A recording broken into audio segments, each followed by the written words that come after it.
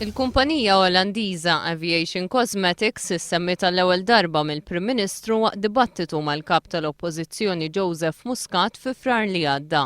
Fl-10 ta' Mejju, f'konferenza tal-aħbarijiet f'Kastilja, l-Prim Ministru Lorenz Gonzi flimkien mal-Ministru Tonio Fenek ħabbar uffiċjalment li din il-kumpanija kellha tirriloka l-operat tagħha f'pajjiżna. Aviation Cosmetics, a leading Dutch company offering specialized services to the aviation sector, will be relocating its current operations from Eindhoven to Malta. Huwa kien qal li b'investiment ta' kważi 22 miljun euro, din il-kumpanija kellha tiftaħ faċilità li tispeċjalizza fit-tisbieħ intern u estern tal-ajruplani u li kellha timpjega magħha 80 Malti, xi ħaġa li kienet ikkonfermata dakinhar stess mill-Ministru Tonio Fenek.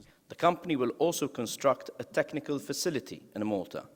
And it is with pride to note that all production and back-office personnel are envisaged to be local. Fenek kien saħansitra qal li qabel ma tibda topera f'pajjiżna, dawn il-ħaddiema kellhom imorru l-Olanda biex jingħataw taħriġ minn din il-kumpanija.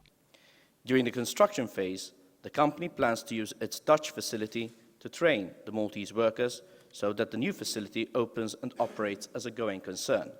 Fl-aħħar sigħat, il-Gvern permezz tal-Malta Enterprise ikkonferma li 6 xhur u nofs wara li tħabbar dan l-investiment għadhom għaddejjin id-diskussjonijiet mal-kumpanija Olandiża Aviation Cosmetics, waqt li konferma li l-kumpanija Olandiża da qed taħdem biex ikollha l-garanziji neċessarji, il-Gvern permezz tal-Malta Enterprise qal li l-ftehim bejn iż-żewġ partijiet sar bir-rieda ħilsa tagħhom u bl-għarfien tal-kontenut kollu.